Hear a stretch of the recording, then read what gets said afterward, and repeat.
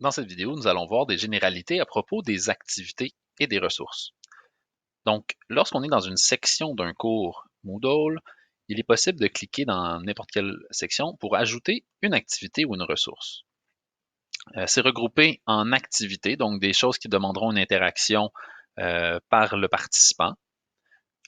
Il y a également des ressources où ça va être plus le dépôt d'éléments. Quoique, par exemple, page, on va voir tantôt qu'on peut s'en servir pour faire autre chose, mais essentiellement, ce sont des espaces qui ne demanderont pas nécessairement d'interactivité, alors qu'ici, il y a une tâche à accomplir. Il y a beaucoup de choses à voir, puis je ne pourrais pas couvrir tout ça dans le cours d'introduction à Moodle. Donc, on va se concentrer sur ce qui a été ajouté à l'onglet Recommandés. Donc, je vais faire un survol ici de certaines fonctionnalités, puis ensuite, je vais aller un peu plus en détail dans la majorité de ceux-ci. Dans la première mouture du cours, je n'aurai pas le temps nécessairement de voir toutes les activités et ressources, mais avec le temps, j'ai bon espoir que je pourrai toutes les ajouter.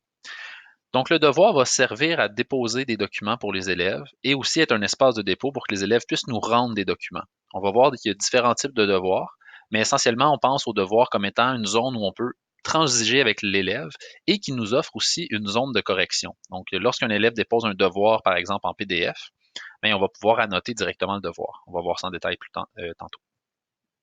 Dossier, si on veut, par exemple, mettre une architecture de fichiers, donc si on a plusieurs fichiers qu'on voudrait organiser dans notre Teams qui soient accessibles aux élèves, et on va les organiser à l'intérieur d'un dossier. Fichier, c'est si on veut simplement mettre un fichier disponible, par exemple un guide de travail, un plan de travail qu'on veut déposer, on peut utiliser fichier, il sera accessible. Forum de discussion, donc si on veut mettre un forum où les élèves pourront euh, échanger. Ou parfois, c'est simplement pour mettre de l'information. On peut faire que les utilisateurs ne puissent pas nécessairement commenter. H5P, c'est une petite tuile, mais qui a beaucoup de potentiel. Donc, c'est une compagnie qui produit une interface pour produire des activités interactives. Donc, il y a quelque chose là de très intéressant, mais ça risque d'être un peu avancé pour le cours de base, mais quand même une tuile intéressante qu'on va voir tout de même en surface plus tard. Libre, c'est une tuile que moi, personnellement, j'utilise peu. Donc, on peut créer un ensemble de pages à l'intérieur de quelque chose qui s'appelle livre. Je vais plutôt mettre l'accent sur page et si on veut créer des livres, éventuellement, on pourra le faire. Personnellement, ça prend pas mal de pages pour se dire qu'on veut les regrouper sous un livre, mais on pourrait quand même s'en servir. Questionnaire, j'appellerais ça plutôt sondage. Donc, c'est vraiment pour créer un petit sondage.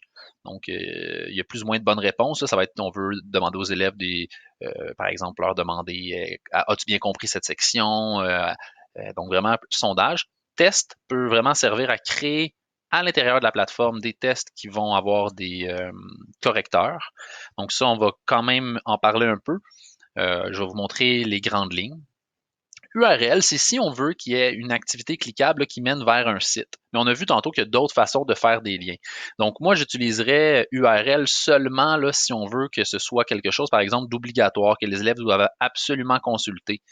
Sinon, ben, moi, je vais vous montrer, je préfère l'utiliser là, simplement comme on a vu tantôt avec l'éditeur de texte. On écrit le texte, on met un lien qui est cliquable, mais ça va.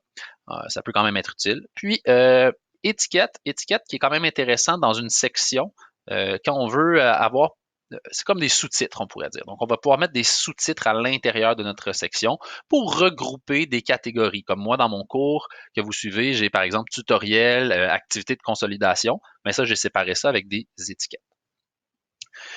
J'ai le temps, je crois. Il y a quelque chose aussi à savoir. Donc, dans toutes les activités, à chaque fois qu'on utilise une activité ou une ressource, on a quelque chose qui est intéressant. Donc, tous ont quelque chose d'unique, mais partout, on a généralement restreindre l'accès et achèvement d'activité. Donc, je vais faire un tutoriel, je pense, pour ce volet-là. Mais donc, lorsqu'on crée une activité ou une ressource, ça nous donne cette option-là de dire, de créer une chaîne de restrictions. Donc, lorsque l'élève va faire telle activité, c'est parce qu'il va avoir réussi une activité précédente. Mais je vais prendre un tutoriel précis pour voir vraiment le jeu de restriction des activités. Donc voilà un survol des différents types de choses qu'on peut faire dans Moodle. Peut-être que c'est un peu abstrait, puis lorsqu'on ira dans le détail de chacune, vous allez mieux saisir toutes les belles possibilités que nous offre la plateforme Moodle.